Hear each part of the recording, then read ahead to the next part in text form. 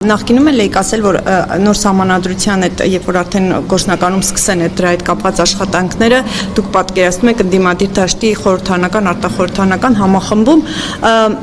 այս փուլում եք պատկերացնում նաև ինչ-որ փողոցային պայքար սկսելու, այսինքն դա դարձնելու Նիկոլ Փաշինյանի հեռացման օրակարգ։ Հենց ինձ տեսնում փողոցային պայքարից հարցնում։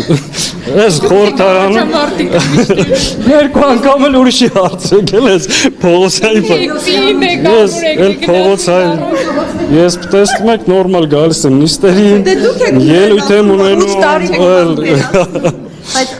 ամեն դեպքում ավարտել։ տեսեք,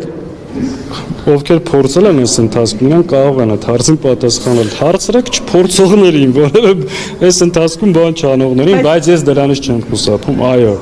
Հայաստանում առաջիկա փողոցային Նաև այդ օրակարգի շուրջ գեներացնել։ Ամեն ինչ պետք է անել, մենք հասկանում ենք լավ իրանք ինչ են անում։ Այս ծրագիրը, որ եթե ժողովուրդը ուզի падգամավորները չեն կարող քվեարկել, սրանք այդ 18 թվականի փորձն են ուզում անան։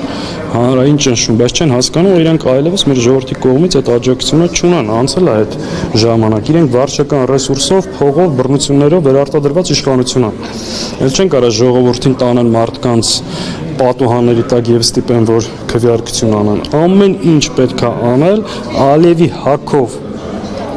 գրված սահմանադրությունը ձախողելու համար։